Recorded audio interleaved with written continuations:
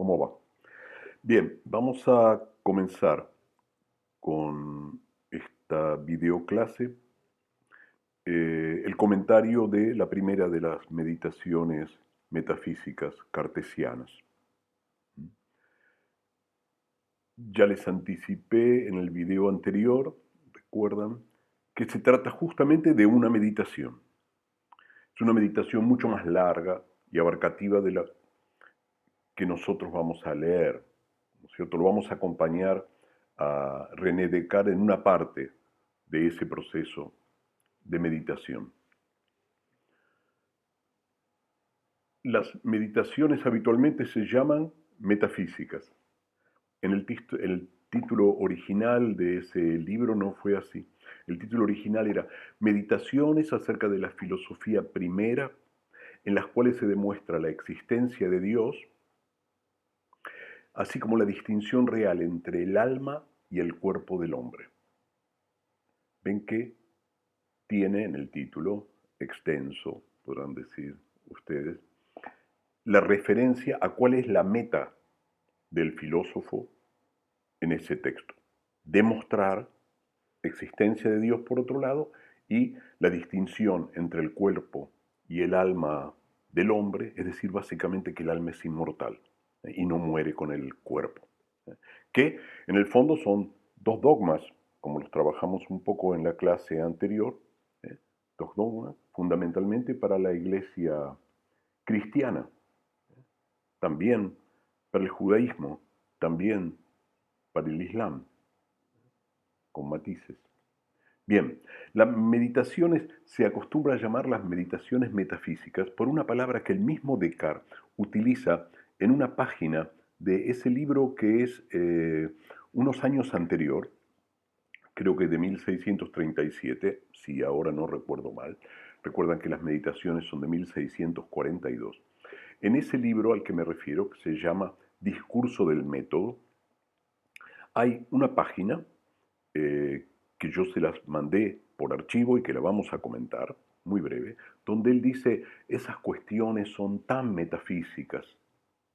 Las cuestiones son justamente las que está tratando en estas meditaciones, que posiblemente ya estuvieran realizadas, sin duda, aunque quizá no del todo redactadas, no nos vamos a meter en ese tema, cuando él publicó su archifamoso Discurso del Método. Metafísica es una palabra griega que significa algo así como más allá de la física, más allá de la naturaleza, podríamos decir, en términos un poco más modernos. Metafísica, al latín pasó como metafísica. Y habitualmente es el nombre de un texto de Aristóteles, pero es el nombre que originalmente se dio a una cantidad de obras del filósofo griego Aristóteles, discípulo de nuestro Platón, porque justamente la palabra fue puesta por un ordenador de los textos, bastante posterior a Aristóteles, al Aristóteles vivo, que clasificó los textos como aquellos que no se referían a la naturaleza, como la física, por ejemplo, ¿no? Y que se referían a un tema que no supo, por decir así, nombrar, ¿no? Desde allí en adelante se utiliza esa palabra. Es una disciplina básica en filosofía, desde la antigüedad hasta ahora. En la metafísica podríamos decir que es la reflexión acerca de la esencia de la realidad y de todo lo que tiene que ver con ella, la existencia de las cosas mismas, ¿eh? No en tanto las cosas particulares, sino en general, la pregunta por lo existente, la pregunta, por ejemplo, también por cómo y dónde y de qué modo existen las cosas, sobre el tiempo, sobre el espacio, etc.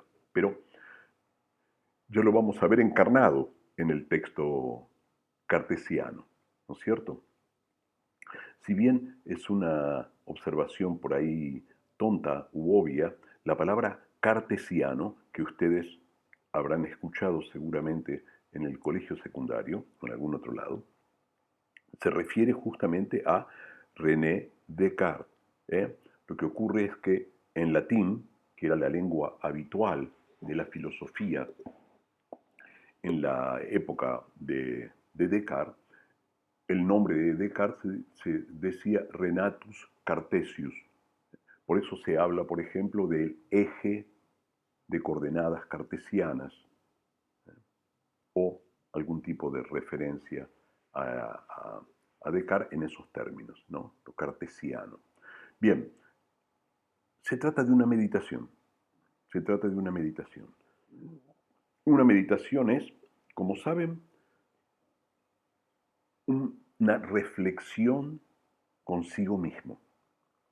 No es, como yo les decía en el video anterior, un diálogo, como vimos en los textos de Platón o como vimos de algún modo en Apología, aunque muchas partes del discurso de Sócrates, si bien estaba dirigido a gente efectiva, que era su auditorio, podríamos pensarlo como una reflexión, ¿no es cierto?, en el sentido de una meditación personal, sobre todo cuando Sócrates habla del tema de la muerte en muchos momentos de ese texto, ¿no? Podría tener la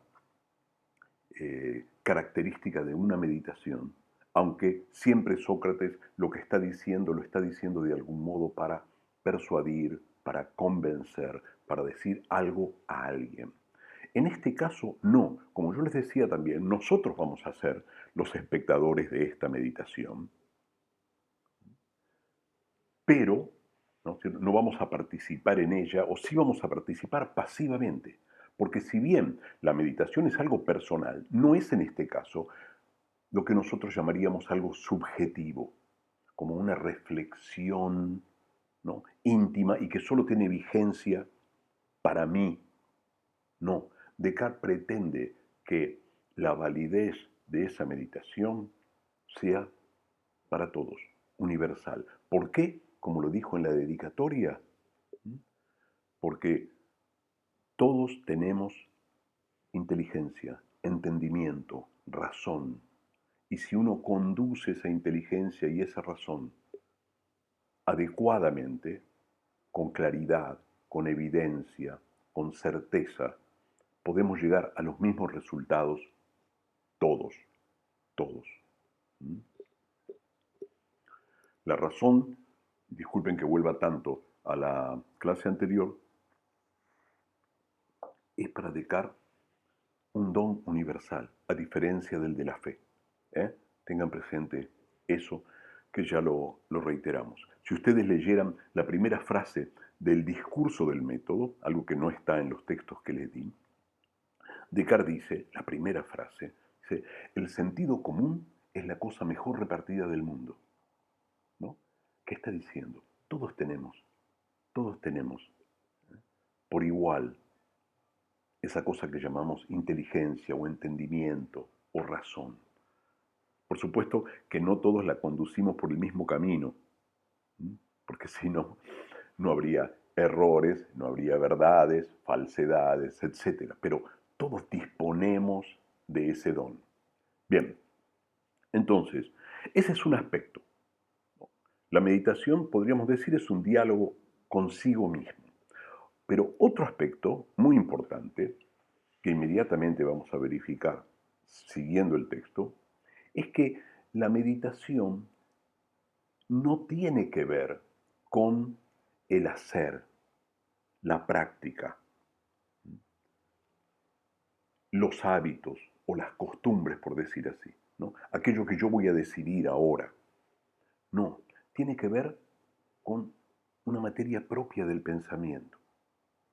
Es decir, no es una meditación en principio para decidir qué hacer, sino para decidir si lo que yo conozco, lo que yo sé, es verdadero o falso. Inmediatamente vamos a ver eso, porque eso es un aspecto muy particular. Aquí tenemos que imaginar al pensador, al meditante, podríamos decir, que es nuestro Renato, sentado en una silla, con algunos papeles en la mano, pensando. Obviamente esa actitud tenemos que suponer que se quiebra de vez en cuando porque, como todos, tenemos que ir al baño, tenemos que comer algo, ¿no es cierto? Alguna cosa tenemos que hacer, suspendemos la meditación. ¿Mm? Pero la actitud general es la de estar pensando sobre un tema, pensando sobre un tema, no actuando en temas diversos, sino concentrado, concentrado. ¿Eh? Es del orden de la reflexión. Podríamos pensar luego si eso es un estado natural, ¿no?, en los seres humanos. En el caso de Descartes van a ver que esta meditación es un tanto forzada, podríamos decir, por las características que va a tener, un tanto antinatural. No es una reflexión que surge espontáneamente, tipo, voy a pensar y, ¿no es cierto?, me dejo llevar, porque me surge, me viene la necesidad de pensar. No, Descartes se impone esta tarea de la que nosotros vamos a ser espectadores durante la meditación. ¿Ok? Bien. La meditación primera arranca así, tiene un título de las cosas que pueden ponerse en duda, ¿no?, de aquellas cosas acerca de las cuales podemos dudar. Va a ser para nosotros la fundamental. En la segunda meditación llegaremos a algo de lo que, según Descartes, no podemos dudar. Pero toda la primera meditación va a ser justamente un proceso de duda. Podríamos arrancar, ¿no es cierto?, preguntándonos, ¿se puede dudar de todo? Yo les dije la otra vez que lo que Descartes se propone es algo así como pensar sin suponer nada. Sin suponer nada significa haber dejado todo de lado, ¿no? Se puede. Es un proyecto posible. Sería muy difícil sustentarlo, pero es lo que Descartes se propone. Quiero decir, ¿cómo pensar sin someterse a las determinaciones de espacio y de tiempo? ¿Cómo pensar sin ser, por ejemplo, el hijo de tal y cual persona? ¿Cómo pensar sin ser eh, alguien de tal momento, de tal lugar, ¿no?, de tal cultura, podríamos decir? Alguien que ha sido educado en tal escuela o no ha sido educado, o en su familia, o lo que sea, ¿no? La circunstancia de cada uno.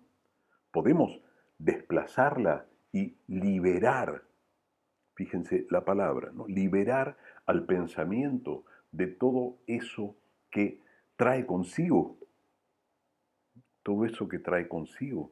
Podemos pensar con independencia de eso. Esa es la voluntad cartesiana.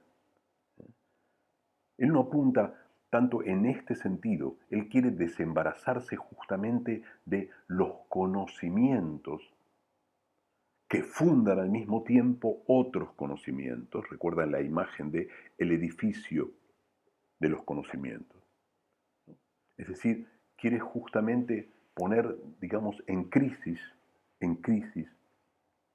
todos los conocimientos adquiridos.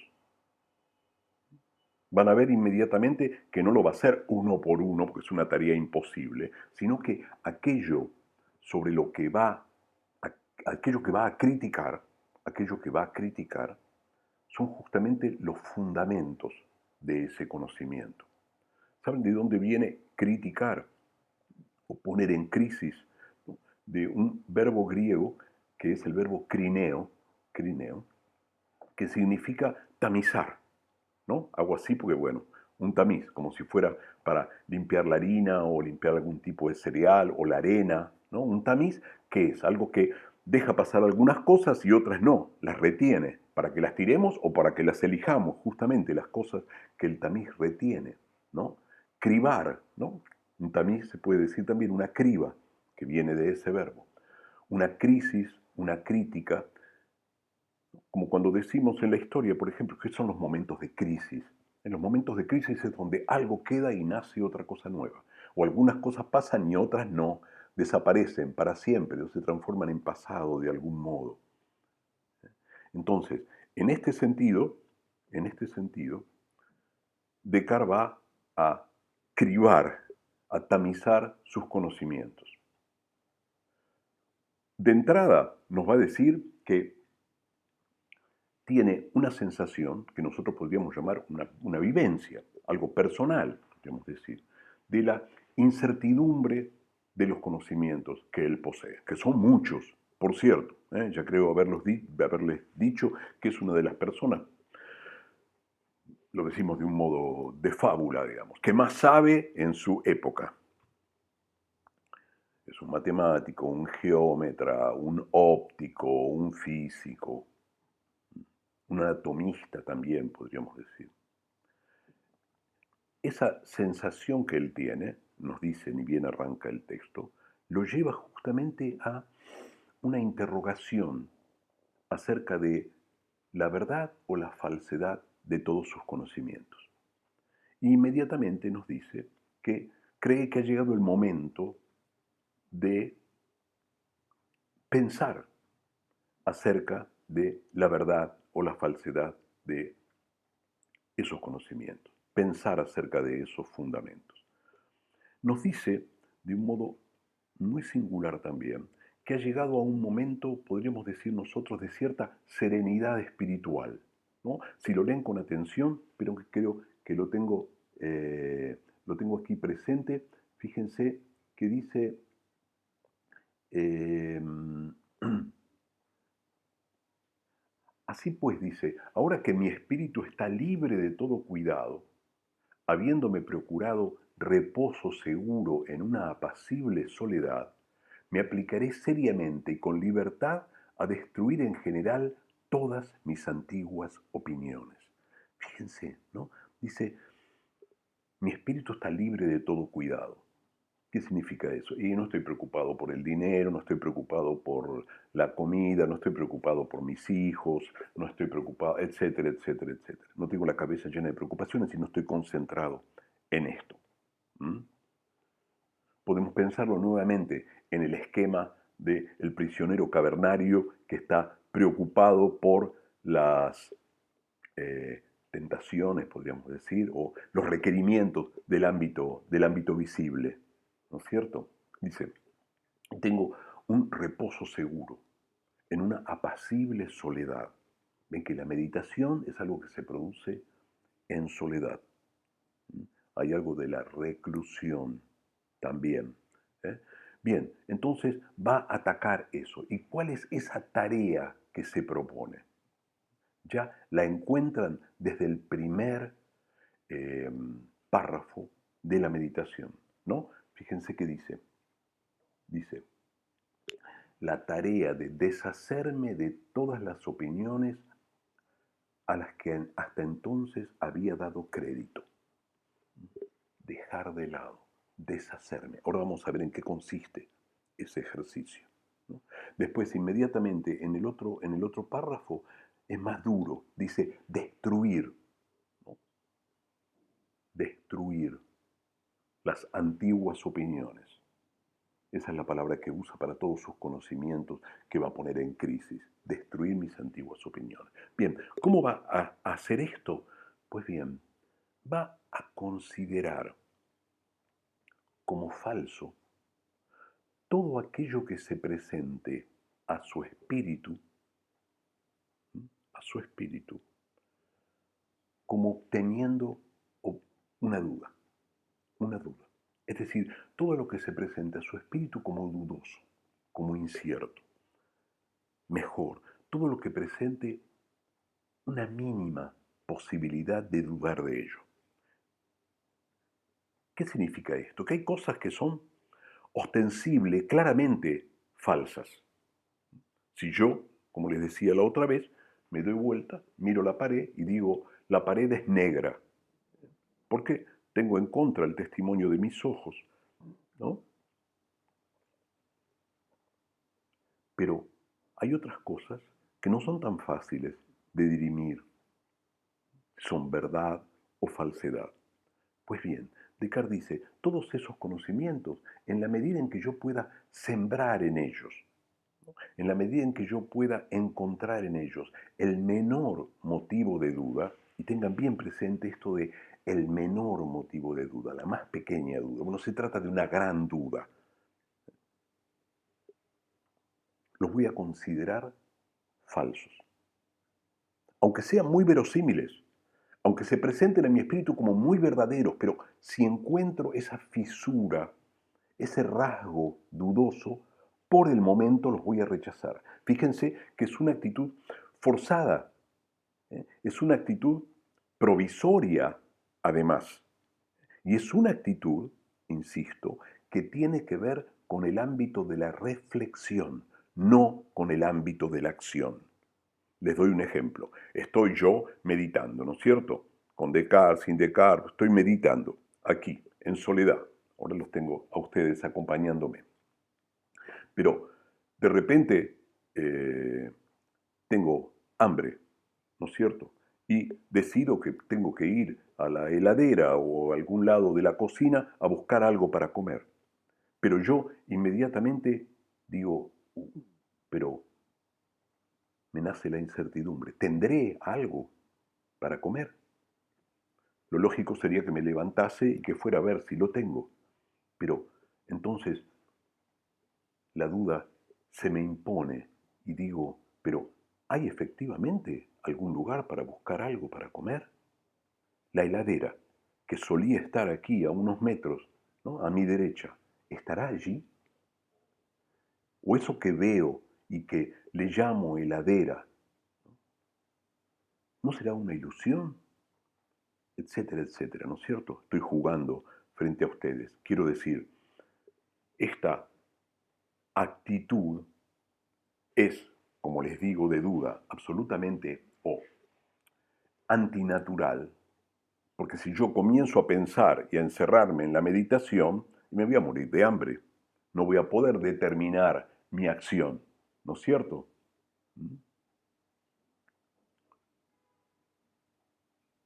Entonces, se trata de un método provisorio, un camino. Es el que habitualmente se llama el de la duda metódica o una duda como método.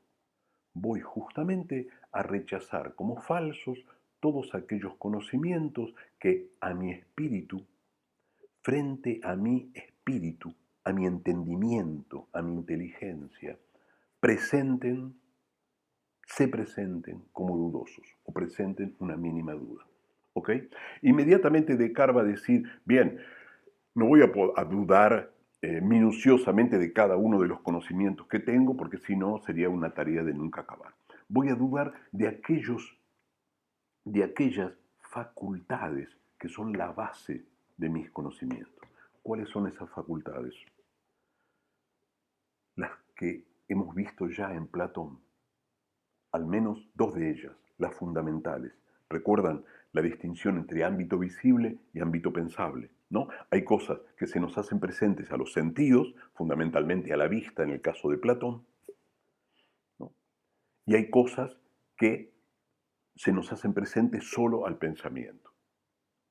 Y para Platón, las cosas que se nos hacen presentes a los sentidos son difíciles de pensar, y las cosas que se hacen presentes solo al pensamiento no las podemos ver, ni oler, ni tocar, etcétera, etcétera. Bien, por un lado entonces es la sensibilidad, los sentidos. Sensibilidad ¿cómo se llama? Con el significado de reunión de todos los sentidos, ¿no es cierto? No la sensibilidad del sentimiento o del corazón. Digo por si alguno puede confundirse con esos términos. Y por otro lado, la razón, el entendimiento, el pensamiento. Esta doble, esta distinción, ¿no?, entre sensibilidad y razón va a dar lugar a un doble movimiento en esta primera meditación que ustedes tienen para leer y que es más, espero que hayan leído antes de ver el videíto. Porque primero Descartes va a aplicar su método, este método de la duda, este método de considerar falso todo lo que me presente una mínima duda, lo va a aplicar acerca de, la sensibilidad, los sentidos. Y después, en un segundo momento, lo va a aplicar sobre aquellos conocimientos que dependen exclusivamente de la razón.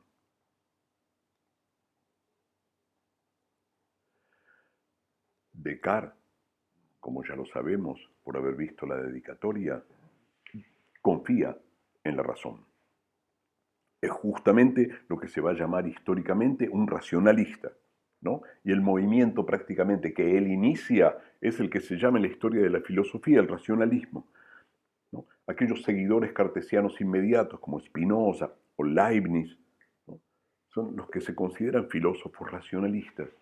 Un momento de confianza extrema, quizás dogmática, en la potencia de la razón humana. Pero sin embargo, Descartes en este momento se propone radicalmente, poner en duda todo aquello que pueda ser puesto en duda, buscar efectivamente un nuevo fundamento y todavía no sabe dónde lo va a encontrar.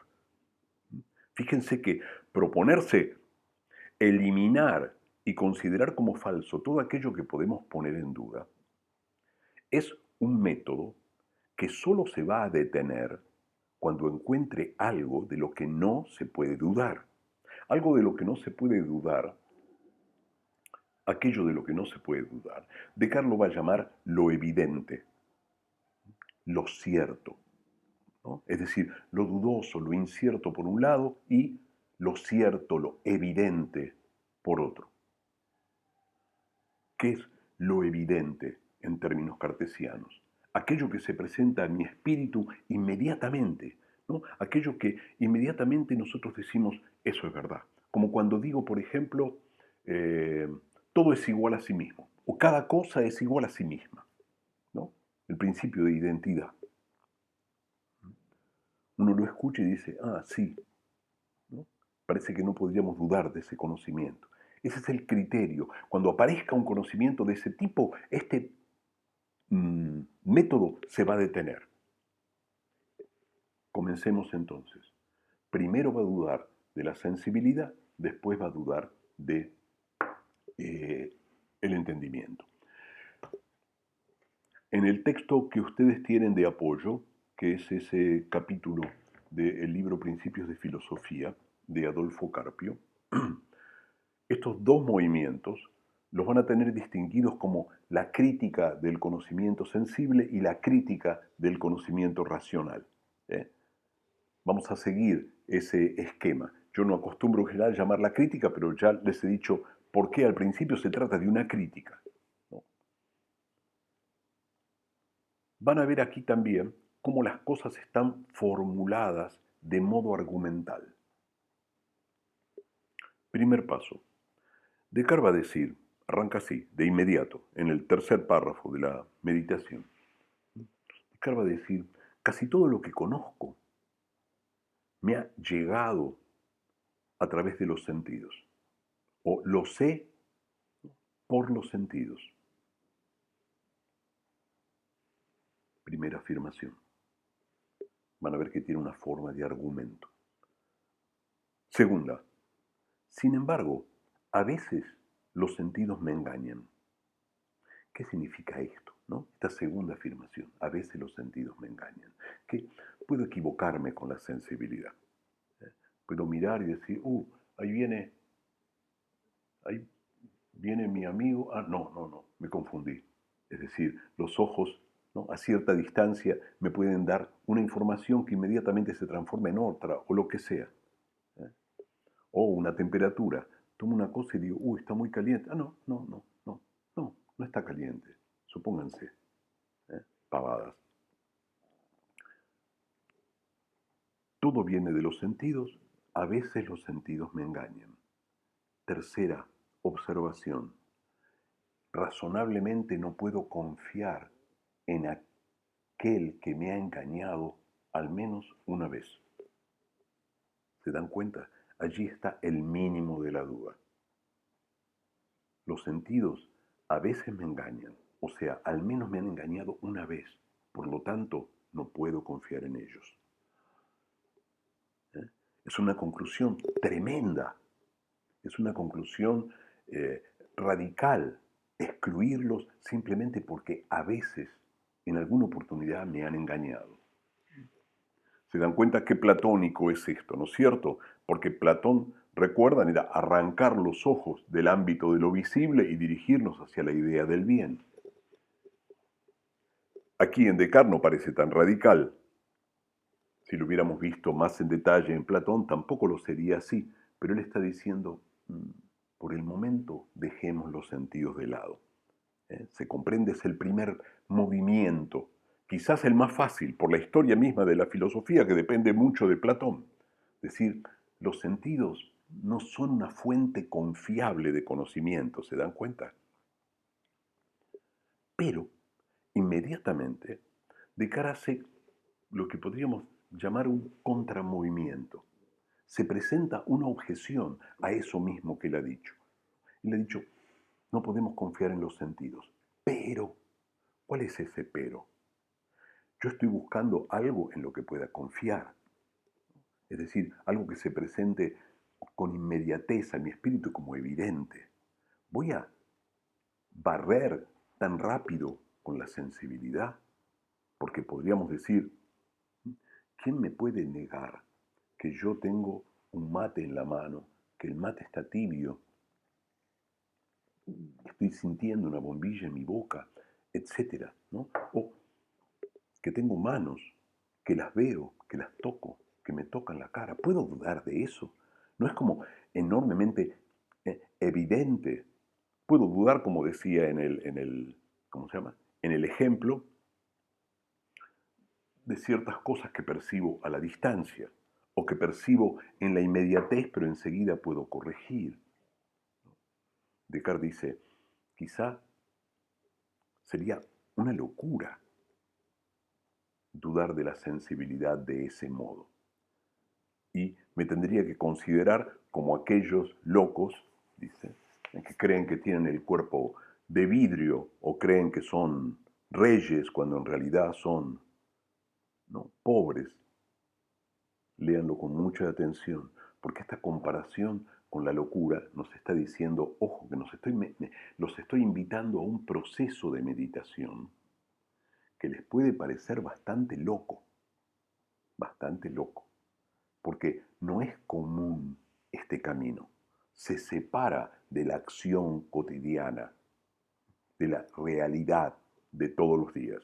Es una detención muy particular, muy particular. Entonces, repito, desconfío de los sentidos, pero ¿tiene sentido desconfiar radicalmente de los sentidos? ¿No es una locura? Entonces Descartes fuerza un nuevo argumento que para él va a ser definitivo. Dice, soy un ser humano, como ser humano duermo. A veces cuando duermo, sueño. Y muchas veces cuando sueño cosas mucho más locas que las que los locos que acabo de mencionar imaginan. A veces, en sueños, me he imaginado, dice Descartes, con estas manos, los papeles que tengo en las manos, pensando en estas cosas, como si yo les dijera aquí frente a ustedes, a veces mientras sueño, y esto sí sería bastante posible, me imagino frente a la máquina haciendo estos videos, ¿no? O con el mate en la mano. Y sin embargo, estoy, dice Renato, desnudo en la cama. Es decir, lo que tengo en la mente no es lo que efectivamente está ocurriendo. ¿Se dan cuenta? Dice Descartes, si me pongo a pensar cada vez más y seriamente en esto, quizás hasta llego a convencerme de que en este momento estoy soñando. Y inmediatamente puedo decir, no, siento casi todos los rasgos de la vigilia, ¿no es cierto? De que estoy efectivamente despierto, pero no encuentro un argumento definitivo, una piedra de toque, algo que me permita evidentemente distinguir si en este momento estoy despierto o dormido. Ensáyenlo. Piensen no de un modo científico, digamos, sino en la experiencia personal, individual. ¿Cuáles serían aquellos rasgos que nos permitirían descubrir, como les digo, en una vivencia completamente subjetiva, si en algún momento determinado estamos despiertos o dormidos? Ustedes podrían responder, bueno, cuando estoy despierto tengo cierta claridad, ¿no es cierto?, en la sensibilidad, en el movimiento. El tiempo no anda a los saltos como a veces en los sueños, no aparezco en un lado y en otro. Descartes también sabe eso. Lo que está diciendo es que basta con que yo alguna vez haya confundido la realidad con el sueño, o la vigilia con el sueño, el estar despierto con estar dormido. Basta con que lo haya confundido una sola vez, el mínimo de la duda, para tener que desconfiar directamente de la sensibilidad. ¿Se dan cuenta? Lo que está diciendo es, desconfío de los sentidos, pero los sentidos me brindan un mundo tan patente, tan inmediato, ¿no? Sin embargo, a veces ese mundo también se me presenta en los sueños y por lo tanto no puedo confiar en la claridad de mis sentidos. Seguimos hasta aquí. ¿Eh? ¿Me siguen, quiero decir, hasta aquí? Bien. Es un momento tremendo de la meditación. Porque si yo no puedo confiar en la sensibilidad, todas aquellas afirmaciones que se fundan en la sensibilidad, por el momento, tengo que suspenderlas. Es decir, tengo este mate en la mano y está apenas tibio. ¿Por qué? Porque lo toco, lo veo, lo huelo, mis manos. Si yo no puedo confiar en estos datos de la sensibilidad, aunque sean completamente verosímiles,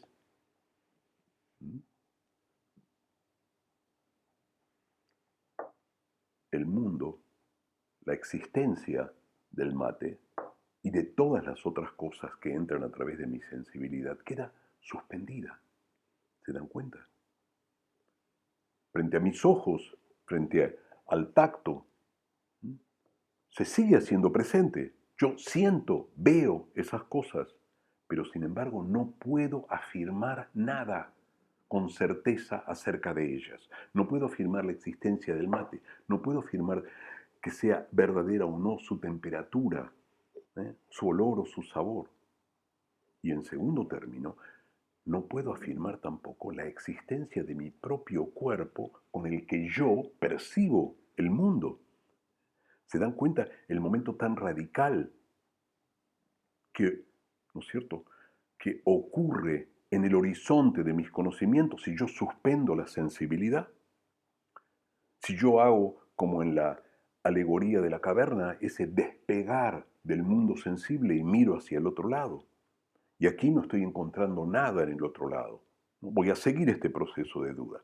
Pero, ¿se dan cuenta? Es muy radical.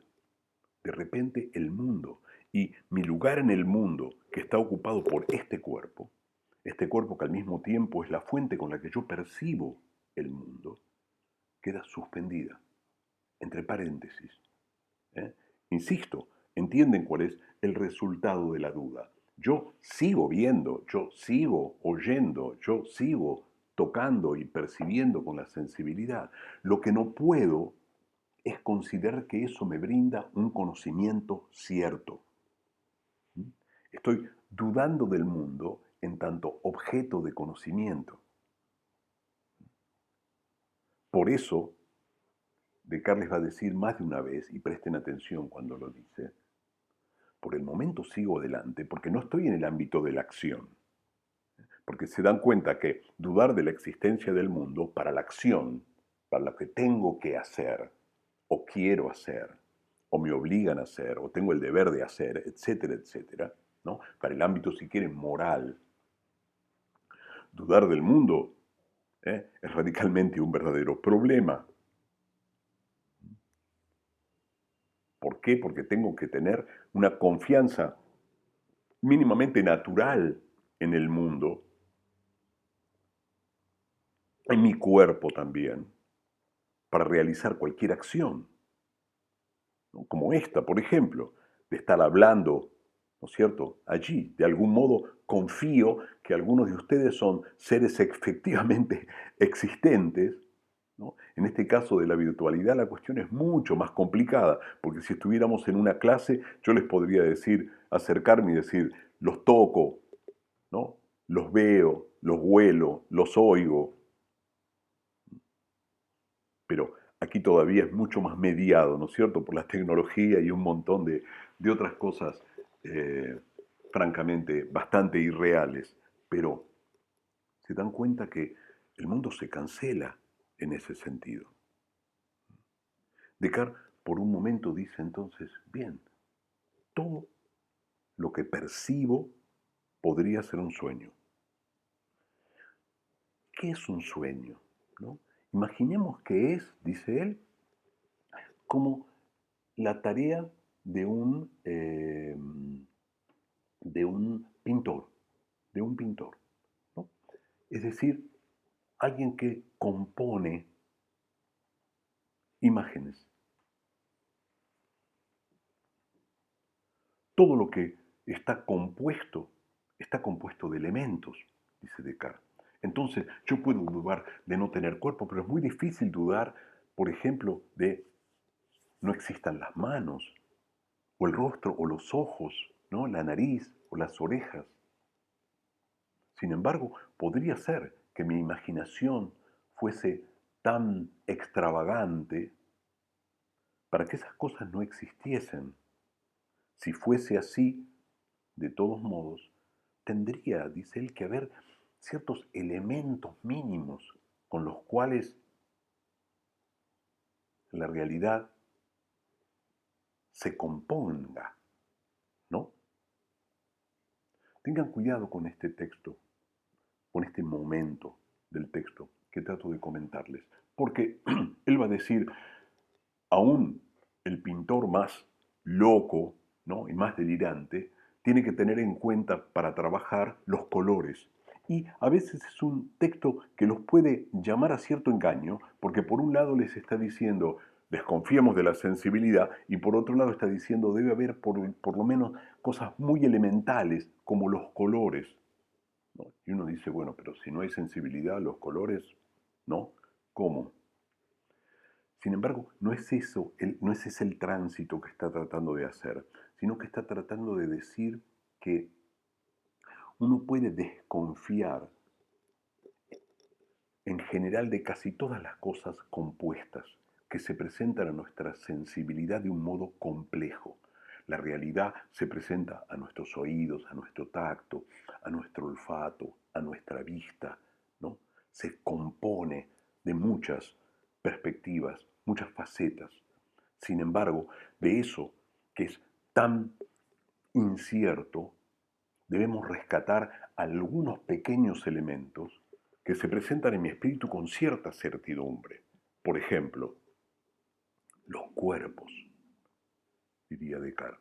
Es muy difícil dudar de que haya cuerpos, de que haya medida, de que haya extensión, de que haya tiempo, es decir, generalmente cosas cuantitativas, de que haya un espacio que sea justamente lo que un cuerpo ocupa, ¿no? Parecieran esas cosas resistirse a que dudáramos de ellas.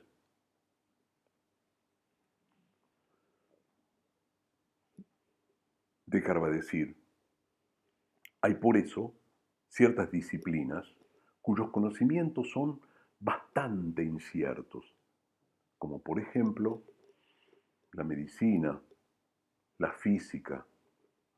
En general son disciplinas que trabajan con un enorme componente sensible, es decir, que necesitan del testimonio, los datos de los sentidos.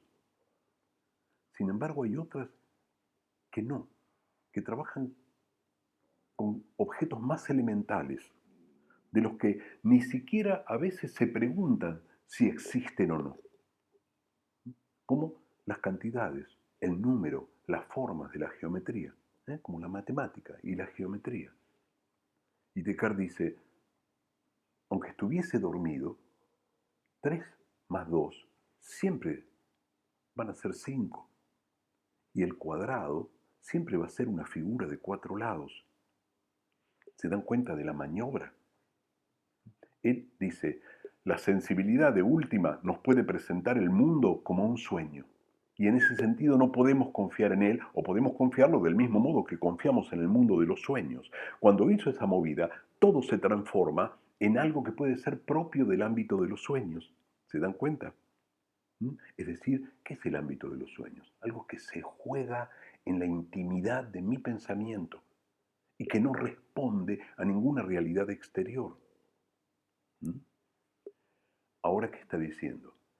Hay ciertas cosas que escapan o que, si bien no escapan, son ciertas y evidentes aún en el mundo de los sueños, aún es en esa interioridad de mi pensamiento, como por ejemplo que 3 más 2 son 5 y que el cuadrado es una figura de 4 lados o el triángulo es una figura de 3. ¿Se dan cuenta? Quiero decir, no podemos dudar de eso, aún aunque dudemos de si estamos despiertos o dormidos y si la realidad es un sueño o es efectivamente una realidad. Es decir, hay ciertas verdades elementales de las que aparentemente no podemos dudar. ¿Cuáles son?